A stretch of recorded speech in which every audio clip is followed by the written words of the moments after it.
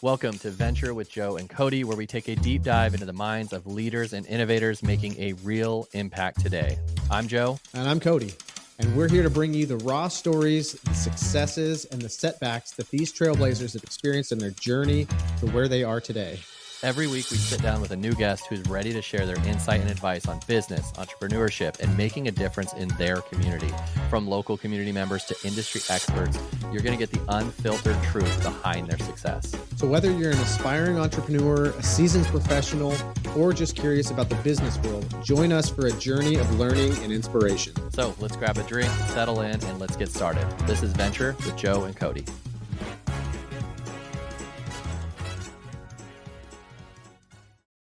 Hey guys, we are back this week with another episode of Venture with Joe and Cody. I'm Joe Skipper, owner of Skipper Realty Group, brokered by eXp Realty, and this is Cody Wilhelm with Residential Mortgage. What's up? Here I am. How are you?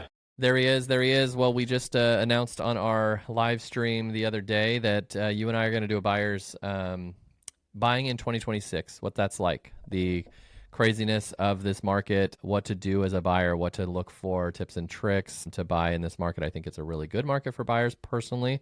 I think that sellers are coming out of their haze of the 2.75% rate, the 3% rate they have to sell, and now they're panicking. And not to say take advantage of that, but I think buyers are in a better position to do that. Mm-hmm. But I think it's an unpredictable market, and I think Cody and I will hopefully help answer some questions. So be on the lookout for that, for our new Buying in 2026 webinar. Thinking we're either going to do live or have it somewhat live where people can ask questions. I think that's smart. I think think figure so. that out. Make it interactive and faux show, man. applicable to who's in there. I like it. Yeah, and so this is going to kind of be a random style of podcast. I was just we were talking about it, and I was like, let's talk about some weird real estate laws in the country. And there's some talk weird about ones it. out But there I also have a home buying quiz that you have to pass 100% because you're a lender and you're helping home buyers. So okay, not I like to it. put so much pressure on you, but there's going to be pressure on you. So. It did take me 2 times to pass my mortgage license, so I can't guarantee anything here. This is either going to be great marketing for you, or you're just going to be like, this. No one wants to work with me anymore. So. Yeah, maybe we'll just do another episode. Okay, let's get started. This is kind of crazy, and I apologize to anyone. This is not a kids show necessarily. We try to keep it a little bit PG, but I have not looked at any of these laws. So if there's anything that's inappropriate, I'm sorry. I'm just reading these as like live. It's the internet's fault. We don't know. So this was broken up into the section of a wait what type laws, and this is in your home hood, Waldron Island. Have you heard of it? No. Okay, well this is a tiny island in the Puget Sound between Washington and Canada, and has a law prohibiting any building from having more than 2 toilets. The goal is to limit development and conserve the water supply. So you have a 2 toilet max. My goodness. Yeah. So if you do want more than 2 toilets, do not go to Waldron Island, Washington. That's interesting. Toilet. Is that how many islands are in around Puget Sound? I'm sure a ton, right? There's a lot. Yeah, I've been up to Whidbey Island. Okay. That sounds. I know familiar. There's a bunch of little ones. Yeah. I need to go out there. It's been a long time since we've been to Seattle. Yeah, it's pretty cool. Take the ferry out there. But we've never been to any of the islands, actually. We've never been on the shuttle or the ferries or anything like that. So yeah, a long time ago, I had a boss that the family house up there, and he let us use it one time. It was pretty cool. You just drive up on the ferry, take the ferry over to the place, and there's not a whole lot to do there, but that's kind of the fun part of it. Is like you're just kind of touring the little island and try out the 5 different restaurants that are on the island. And nice. Yeah, that is cool. Maybe we'll have to head up there. And they did have more than 1 toilet. Do you see my lighting? I do. So yes. It's so frustrating. I know every time it goes. The problem is my little remote control here, its battery's dead. So I can only press the manual power thing. And so it can only turn it on and off. There's different modes, but it will never be a solid mode. The different modes are literally all sorts of funky stuff. So this is the least funky I could do. It's crazy. It's just dance mode. Yeah, it's in dance mode all the time. I love it. That's what we need to hype this up. This next one will probably not surprise you at all. And it's a California squatter law. If a squatter occupies a vacant property for 5 years and acts like the owner, paying property taxes, HOA dues, etc., they can actually claim legal ownership. So no way. Again, probably doesn't surprise anyone in California Yeah, that you could just live in a random house, and as long as you're paying the taxes. How do you how do even pay they? the taxes? Like, how do you do it? How do you say I'm a Right, squatter? I need to pay the HOA dues. Like, right. I don't understand it, but there's The lots I don't HOA's like, understand wait, about hold on. California. Yeah, HOA's like, wait, back up a second. Now you said that you are squatting there, right? You Yeah, realize we have yeah. an HOA that's like They probably intended can't to even keep ask this. him. They probably can't Probably even not. they can't even ask for follow up. Yeah. How do Taxes, you they're even? like, yeah, we're paying on our property. We're paying our property taxes on the on this Wow. house that is not ours. Is that's across the state? It just says California. Okay. The lighter side of real estate is the website if you want to look into that stuff. So Wow, yeah, that's interesting. Have to do it for 5 years. That's a commitment. I Like you know found that yourself a is nice squat, like no, and nice they place to honestly squat. like in that case, like if you've stayed there 5 years and done like paid taxes, and no one has come to say, hey, that's my house, Yes. like Yes. it makes a little bit of sense, like You're that you free can to just take take this it one. because five Right? years is a long time to just be like me. Maybe in four, someone's Yeah. gonna come and take my house away. Like Right? it's so yeah. At least they've committed, you know. So Yeah. I'm gonna go like look for some remote cabin or something yeah, and just see if I can live there for five yeah, years. that's actually a good idea. Yeah, Yeah. but you Not got to that go much of a 5 years. commitment. That's a long, long time. Yeah. That no Hey one honey, comes what do you by think to see about their moving? house. Yeah. Like, What do you think like I about being completely squatters? forgot about my house for 5 years. Yeah. Dang it! It's been 5 years Now and a somebody month. else is squatting I in our can't get it house. back. Yeah. Well, moving on to some fence feuds in Scranton, Pennsylvania. Isn't Scranton the office, right? Yeah, Okay. I think so. I'm ashamed Dunder that I'm not Mifflin. even confident in that, like, because I watch The Office a lot. But Yeah. there are no white picket fences allowed. Dating back to a horse-drawn carriage incident in the late 1800s, fences with sharp points are banned. Any fence in the front yard has to get city council approval. Really? Wow. So, yeah, Are they still doing buggies, horse and buggies over there? you never know, man. Maybe that's part of the Amish land. I'm trying to think of The Office. Did we see any fences in The Office? I don't think we did in any I don't residential remember seeing offices. any. Wow. Okay, we're back to Okay. California. The spite fence law. In California, if your neighbor builds a fence over 10 feet high just to annoy you, you can sue them for private nuisance. Oh, so you I can't can go only over 10 imagine feet. the battles that would have already taken place if you built a 10-foot fence I know. to block your neighbor. I actually wouldn't be opposed to a 10-foot fence. I Like don't I know don't know that. I don't know Yeah, why anyone would be upset about a 10-foot right. fence. Like Or it they just should gives just you do at more least like 8 feet or something. That yeah, gives it you just gives you more privacy. yeah. Because there's nothing worse than you're standing there and it's like if you're 10 feet back from the fence, you see the middle of the Oh neighbor's yeah. yard. Yeah. So a little higher fence, I don't think would hurt anybody. You still have Yeah, you and can I still have see. my parents' Arizona place, and granted they have like stucco walls and stuff like as their Yeah. fencing, you know. But theirs is, I would say, over 10 feet, and it's nice because you just Really? you have Yeah, it's your complete own little privacy. space. Yeah. Huh? So come on, California, figure it out. Yeah. Right. We're going over to Colorado for two of these ones. Boulder, Colorado, no outdoor upholstered furniture. Your Chase lounge, couch, or padded chair cannot live outside. Wow, that's I rough. don't even know what or why, but I'm and not in gonna lie, I don't Aspen, feel like I see a lot of like couches and no. recliners outside, but And I maybe don't I'm not know going to if the right anyone. areas. Yeah, I guess no one. This is like HOA stuff. It sounds like Yeah. it says it's the website is Evans Law. I don't know what that is. 7 strange real estate laws in the U.S. In Aspen, Colorado, snowball fights are illegal. You cannot throw snowballs at any person, public property, or private property. Wow. I'm never going there. Fun haters. Jeez, no kidding. In a place where you're gonna get snow, but I guess Aspen people probably are Yeah. super wealthy and rich and bougie and don't want to get hit by snowballs. So Right. I'm pretty sure that in Dumb and Dumber, there were snowballs thrown when they were in Aspen. illegally, that is. Exactly. Several states restrict DIY homework on Sundays. New Jersey bans outdoor painting and roofing. Schenectady, New York, bans filling nail holes with putty. Hawaii bans leaf blowers, and Santa Fe, New Mexico bans lawnmowers. Okay, so a lot of those, I guess I could understand. Filling Yeah. nail holes with putty, that one, It's like who gets caught on that? Like, I know, and right? then gets in trouble. Like I like don't the other understand ones, that. they'll make noise, sure. let's have one day throughout the week of quiet. But nail holes, I don't know. That's an interesting one. Yeah. I don't like filling nail holes, so that'll work. This will be interesting for you. This might change where you invest. But Arkansas and Missouri, no more than 5 women in a single home. So if you were looking to have some ladies in a place in Arkansas or Missouri, then you're out of luck because Wonder you what can't year have. that law went into place. It was originally written to discourage brothels, but still technically on the books.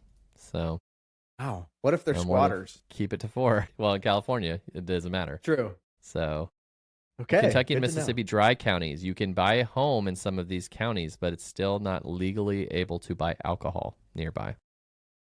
Okay. So, anyways, just some crazy laws for people out there. Yeah. I want to go back to that ponder. Arkansas one really quick. What I if know. you had 4 daughters and your wife? That's true. Well, I I guess would that report. I would report you, but then I know the you law would. would have to figure it out And then I'd take you to Aspen and throw snowballs at you. and build a 10-foot fence. And Yeah. you'd sue me for private nuisance. Let's just combine all the laws. You know, the crazy Yeah. part about these is this tells me that there have been enough complaints about these certain things know. that these states have made I them know. into laws. That's wild. Like some of the old ones, I get the brothel thing. You know, they probably Sure, were at yeah. the point where they were stopping that. But yeah. yeah, the 10-foot fence, and I get maybe it's obnoxious to have a 10-foot fence, but I'm like, Right. yeah, but especially compared to like maybe the other side of the home that doesn't have it. Sure. But yeah, it is funny how like, and I think that with most laws or most rules, like when you get a policy book with a company or things like that, Mhm. we always like joked in the police world. We're like, they had to write this policy for a reason. Like, Right. and it's a ridiculous policy, but someone had to do it to the point where they were like, dude, we might get sued or Right. this might be an issue. I'm like, why do we have Oh, to I have this know. rule? Isn't it common sense? It's like, no, it's not Right. common sense because someone did it. Like, Mm-hmm. it's crazy. Yep. All We had policy that. books are basically based on people screwing up and doing that thing. So whatever you see in a policy book, someone Yeah. has done it at least Right. once. So Yeah. We had something like that happen just recently, not with us personally, but like our church meets at a school mhm. because we don't have like a permanent location. Yeah. And we were parking behind the school, like people that were helping out. And one of the neighbors apparently reported and said that there was like somebody's car was leaking oil everywhere. And that shouldn't be around kids in the proximity of all that. And so the city got involved and told the school essentially that like we could no longer park there. And I'm like, wait, this was a neighbor? And That's I don't insane. know. I go back there and I don't see oil spilled. But it's like just those little things. Sometimes it's just like it takes one person I know, to ruin and everything. then it goes to the next and the next. And Yeah. it's like, now we have a whole thing. Okay, well, They ruin Sucks. everything, honestly. Yeah, I know. So it's always a person that, that there's one person that always is the loudest that makes everyone kind of Yep. have to follow that rule. So I know. I hope I'm not that guy, but as I get older, I do get a little bit more impatient. You I get don't off my think- lawn, guy. I don't think I'll be like looking at people's oil dripping to see if that's an issue, but Right. Who knows? I want to keep an open mind about it. So Sure. Give him some okay, kitty litter. let's go with a little quiz for you. There's 5 questions. You need 100%, and you need to explain yourself. Okay. Okay, wow. True or false? This is easy. 50-50 chance. You need a Mm. 20% down payment to buy a home. Starting off easy, Cody. False. Is it true or is it false? We're going to go with false. Okay, what do you need to buy a home? Tell me. You can go 0 down. That works for a lot of people. If you don't fit that box, you can do 3% down for conventional, 3.5% down for FHA. Some of the conventional 3% down option is limited to first-time home buyer or an income bracket. So if you don't fit either of those, then your minimum is going to be 5% down. But there's a variety of options for low and 0 down payments. So you're going to get the best payment options and not have mortgage insurance and Yeah. and The more you when put down, the better 25%. off. Yeah, that But stuff is good. as far as a requirement, yeah. to my knowledge, no. What are you the 0%, are those primarily for people that are low income, or is that can anyone get it, or is it what's the kind of general rule with that? Most of them are income based. Some are a little more flexible than others. Like most states have their own down payment assistance program. So those tend to be a little bit higher if there's another option. Like we have one that we can do in Oregon there's no income limit to it at all. It's a little bit higher of an interest rate, but you don't fall into that bracket. But yeah, most programs for anything that is down payment assistance or rate related, where you get some form of discount or grant or anything, it's usually targeted towards like medium and lower income brackets. Okay. Yep. True or false? And this is actually a good one. Getting pre-approved hurts your credit score. I would say false. Getting pre-approved doesn't, but pulling your credit does. I mean, so you I guess have it to depends. have to do one to do the other, but I think there's a lot of misconceptions around that too. I mean, I've looked it up. I've tried to find like an exact number, and I can't seem to find anything that says exactly what the number is, but most everything that I can find says it's anywhere from like 1, 2, 3, 4, 5, we'll call it 1 to 5 points, right? Okay. So not It's crazy. a very minimal impact. And what a lot of people don't know too is when you pull your credit for a mortgage, you have 30 days to where if you're going, hey, I want to shop this around and kind of see, get a couple different lenders' opinions. Within that 30-day window, your credit is only dinged one time. Okay. So That's like cool. if you're monitoring your credit, you're going to see this company pulled it, this company pulled it, and this company pulled But it. you only bit dinged for the one. Yep, but it's only going to be that first one that makes an impact on your scores. Okay. I've had some people that are like, yeah, this company pulled my credit and then my scores went down like 60 points and I don't know what happened. And those types of things don't happen just from your score being pulled. It's more than likely other stuff. similar timing, a late payment happened or a collection hit on there or something happened. But yeah. So have you ever run into scenarios where they're like on the verge? There's obviously you guys have these like cutoffs of where you have good credit, average credit, great credit. Have you ever had scenarios where they're on the verge and they're like, dude, if we get this, that 6 points is a big deal? Or is that never a big deal in the sense? No, it is. It's a big deal. Most people don't know exactly what their scores are. Okay. They might have an idea, but if you had Credit Karma or Capital One or some of these other monitoring systems, they give you a projected score. So based on what you have done today, yesterday, whatever it is, they're projecting what your score is going to be when it gets reported to the bureaus, but it's not a true accurate score from what the bureaus say. So most of the time it's like, say 620 was your number. And they're like, yeah, I think my score's right around 620. And we pull it and it's 621. We're going to be like, okay, we need to not do a whole lot here. Yeah, but I'll usually run a simulator that we have for that type of stuff that says, hey, pay this card down to here, and that's going to increase it by 18 points. So most of the time we would do something like that to help if we needed to, but we have a little bit of a roadmap. Nice. No, that's a good question, actually. It is a good one. Okay, you're under contract. The appraisal comes in $10,000 low. What happens? Wow. Well, we've got options. Either the seller has to drop the purchase price by $10,000, or the buyer has to increase their down payment by $10,000. However, you can also say, for example, somebody was putting down 20%. Let's say 25%, and the appraisal came in 10,000 lower. Nothing would actually have to change because the buyer's numbers are not impacted. They're still not going to have mortgage insurance. Like nothing's really going to change because they've put so much down. But if you were in a situation where it was zero down or minimum down payment that was applied, now we have this $10,000 gap where we can't, because now our numbers are screwed up a little bit to the point where it's not going to show they're putting 3% down because now our numbers aren't the same. The appraised value and the purchase price aren't the same.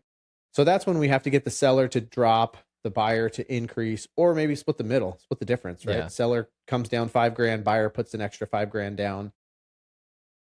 Yeah, so that's normally what happens is, because the seller understands now at this point that they got an appraisal at that price. So whether they like it or not, it's what it appraised at. So you could always go off the market or go cancel this contract and be stubborn, but the next person that comes in may have the same issue. Maybe they have more down and it doesn't matter, but you run that risk. So most sellers are like, man, it appraised at this. Let's see what we can do. So yeah, there's not a whole lot you can really do, as much as it does suck because it's like out of nowhere for nobody's fault. Now we got $10,000 less, but for sure. Yeah. And what's the difference between pre-qual and pre-approval? We've talked about this before on our show. So pre-qual is just a basic me saying, hey, I make this much money. You're like, cool. And this is my debt. Exactly. It's very simple. Pre-approval is more of like the in-depth, grab your financials and things like that. Yep. Reviewing documents, pulling credit, running it through underwriting. That's the official pre-approval. Pre-qual is we're having a conversation. You tell me some stuff, I write it down, do some quick math, and say, based on what you told me, this is about what you would qualify for. Yeah. So that can be the starting point for a lot of people, especially if you're not looking for 6 months just or to a kind of year. Just chat kind of about it. like, Yeah. is this even something that we should be No, that's looking at good. right now? So For sure. yeah. Your debt to income ratio is 48%. Can you still get a loan? Yes. Okay. Tell us Yep. just a little bit more about it. I know that gets confusing for most people, including myself, of like the ratios and where you guys kind of find that. Can explain in dumb terms for me. Yes. So the debt to income, each program has its own guideline and it's going to tell you what the maximum is. So for conventional loans, 50% maximum debt to income. So can't really get anything over that. FHA is a little more lenient. They go up to 55%, maybe a little bit more. It's kind of a gray area ish. But all that to say, so the ultimate deciding factor is when we run it through the automated underwriting system. That's what's ultimately going to tell us whether or not they are approved at that number. I could say, Joe, you're approved at 55% debt to income on an FHA loan. That probably is going to mean that you've got pretty good credit. You've got some reserves. You might be putting down a little bit more than the minimum. And maybe you have a co-borrower on there, like your wife's on there with you. So it shows stability and everything. Versus I could have somebody else buying the same exact property, making the same amount of money. Their credit's a little bit lower and they're putting a little bit less down, and I can't get an approve eligible there. Okay. I got you approved at 55. For some reason, I can only get this person approved at 45.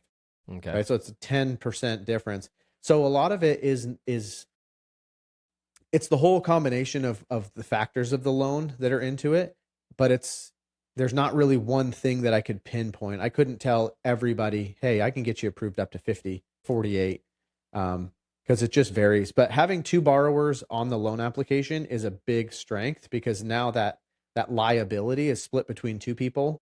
Yeah. Having reserves, so extra money in the bank, in a 401k and something like that, if we can show that there's 1, 2, maybe 3 months worth of your payment in reserves just tucked away, doesn't even have to be applied to the loan, that is a big strength and compensating factor.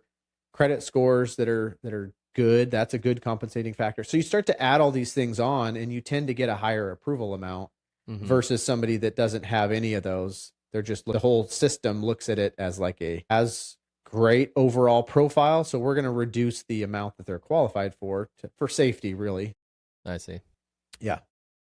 I see. Well, we have questions for me, but I have them in here. So I'm going to cheat and just talk about them.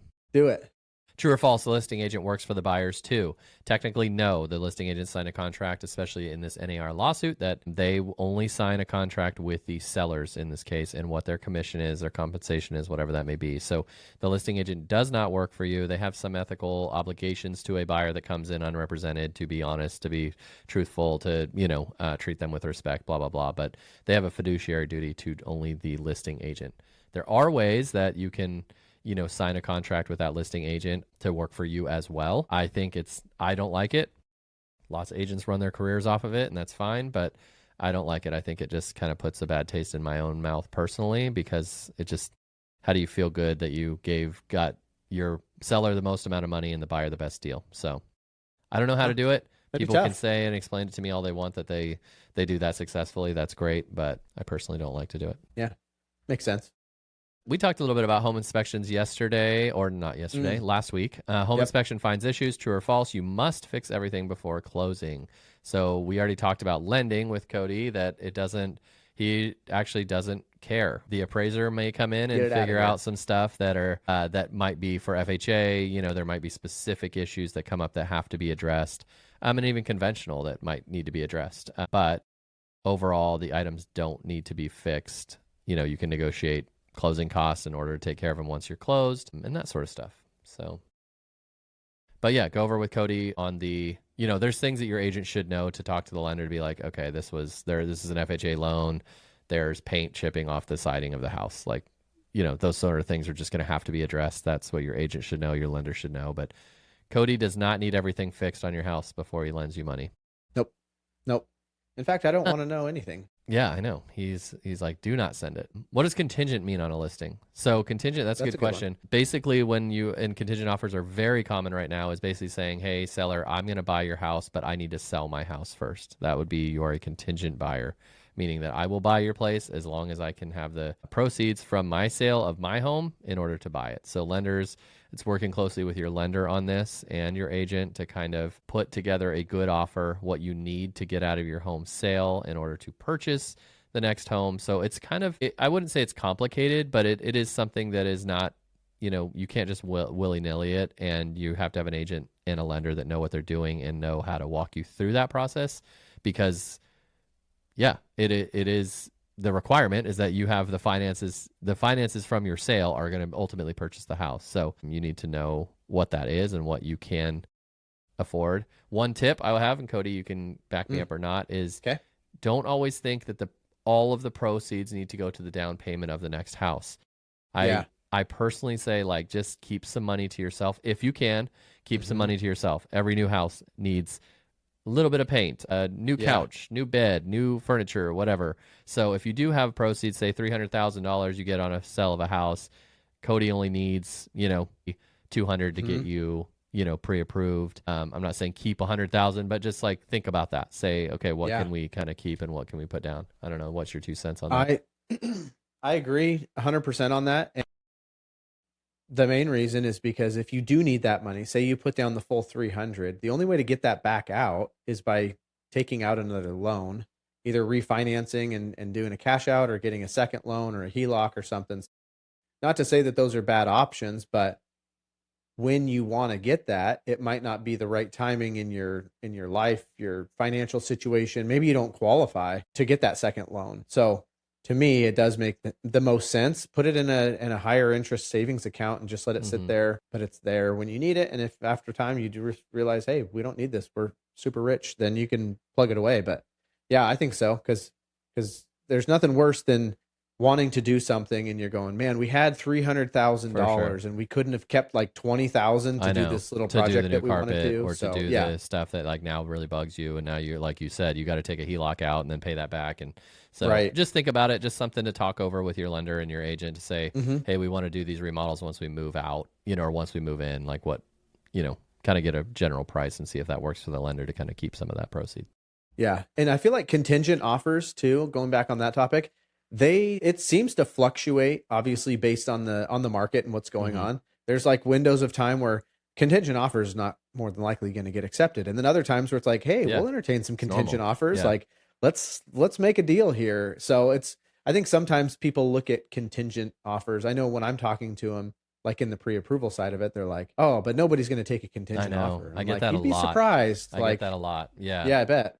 Don't be intimidated by the contingent offer. It's not a bad thing. There's other ways to make your offer look strong. Also, your agent should be pitching why your house will sell quickly, those sort of things. You've talked that over with your agent. They show that they can sell your home in a certain amount of time. So, but right now in this market, you may lose out on a home, but I've had more contingent offers get accepted than not recently. Yeah. So yeah, don't worry about the contingency. Now it's like if you're not contingent, it's like boom, strong offer. Sure. Yeah, right. Because there are other contingent offers coming in. Everyone has to buy and sell their home. Generally, people don't have the money to be living inside their home and qualify to cover both mortgages. Right. So. And it's a scary thing too if you're doing that and you're looking at going, okay, well, what if our house doesn't sell for another 2 months and we've already moved into this and now we have 2 payments and for sure. It's an intimidating thing, but it's for sure. It's a very normal, common thing. So, yeah, I agree. You fall in love with the house. Should you tell the listing agent? So, as a buying agent, no. As a listing agent, yes. Tell me. Right. It's a kind of commonsensical question, but I would say that to add to this, or just to put a little twist on this, every home you go into is recording you. Just assume it. Just assume that every home there's rules that are in place that say you're recording, or that you're supposed to tell everyone that you're recording inside your house. But we have so much technology and so many cameras everywhere. I tell all buyers, assume you're being recorded. Everything you say, do, everything. So be careful with that, because you don't want to walk into a house, for me as a buyer's agent, and say, I love everything about it. I'll do anything to get this house. Yeah. On the flip side, you don't want to be like, this is ugly, this is ugly, this is ugly. And then 2 days later, you're like, actually, we like that house. Can we make an offer? Because now the seller knows that you hate their home and they take Yeah. that personally. So I've had both scenarios and they're not good. Just assume you're being recorded, especially outside on the front porch. The Ring doorbell will record it. I have client after client after client that is like, no, they're not interested, or yeah, they're going to make an offer before I even know anything because they've heard it on the Ring doorbell that their clients step outside the house and are like, Man. we love this place, let's do it. Like, or we hate this house and we are never going to step foot in it again. Right. You know, so just know that you're, first off, don't tell any agents that you love it, any listing agent, but Yeah. know that you're being recorded in a house. Just assume it. So Just neutral. yeah. Neutral It's place. very weird. I just had friends and clients. We walked through a house and we knew it was being recorded. And it is awkward because you do want to say something, but you just like everyone walks through silent like a library.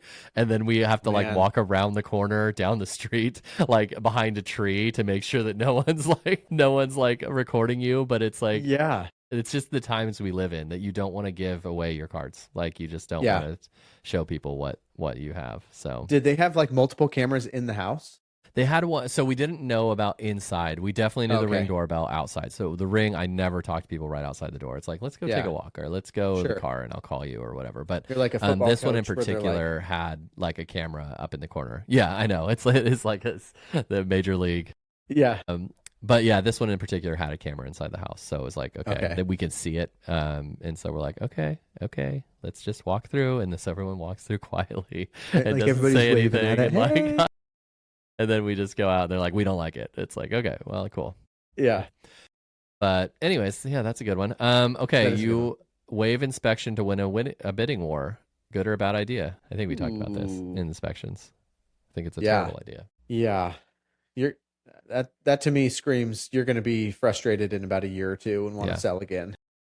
I think that you, like someone like you or someone that is savvy enough to take on, or can view the property and know more or less. Like I've had Sure. people that are like contractors that look under the crawl space, like during a home showing, and are like, okay, that's fine. You know, so I would say that it depends on your qualification level. If you are someone, maybe you're a home inspector buying, maybe you can Yeah. do your own little thing where you walk through. There are scenarios, but I just, generally speaking, it's not a good idea. I don't know. Yeah. Your thoughts? Because you're I'm with savvy ya. with home stuff. Like even you would probably get one. Yeah.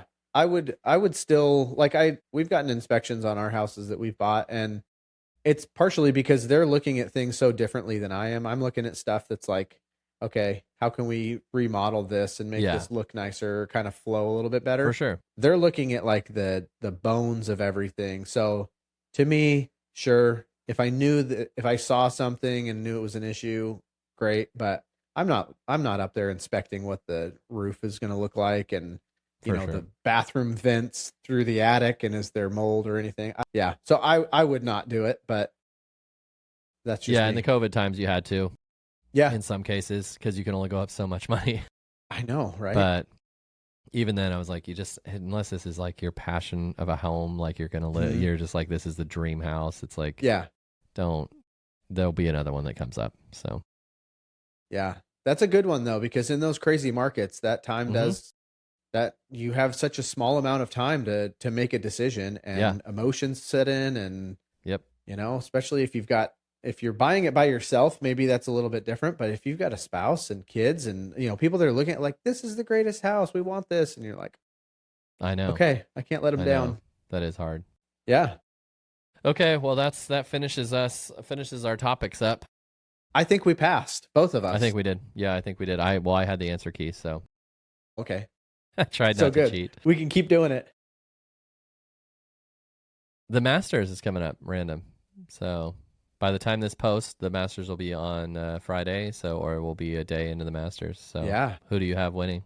I'm going to go with Xander. Okay. I think Yeah. he's a popular choice. He's always just Do you steady. think, is it back to back with Rory if he gets one? Yeah, I kind of want Rory, but maybe I have a bias towards his name for my son. sure.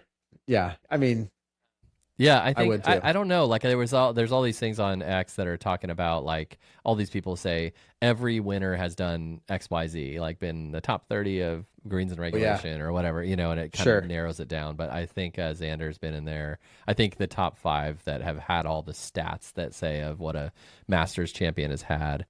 I think it's Rahm, Rory, Xander, Scheffler, and so a couple others. But yeah, we'll see. It'll be fun times. This is like the one tournament I kind of like want to get into, like Thursday from Thursday on, just to kind of be a part of it. So, yeah, it'll be fun. I know.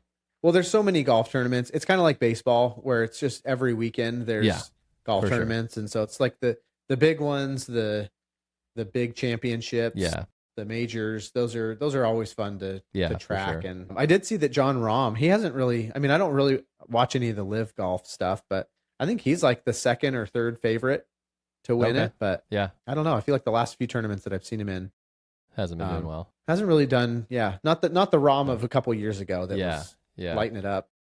I always like watching Bryson, but I don't know how he's going to do. I know there, but I've done a complete 180 on him. Really? Because at first, like, I liked him for a little bit when he first got on, and then I didn't like him for a while, and now I'm back to liking him. Yeah. He's just I don't know. At first it was like kind of weird. Ego felt I didn't really know how to take him, and then the more stuff I've seen on him, I think he's just kind of like a golf nerd, and I don't know, he seems like a pretty normal guy. So, and I think that's like the benefit of things like social media and YouTube, because I think I was the same. Like, you get to know someone a lot better, like, and so all his YouTube stuff and stuff, it's kind of interesting and fun, and you kind of get to know him. Okie doke. Well, that's what we got on the agenda this weekend for that. Love it. Until next time, man, it was good talking to you. If I could talk, good talking to you. Funny time to say that. Yeah, exactly. Odd. Okay. Well, we'll chat with you next time, man. All right, man. Sounds good. See ya. See ya.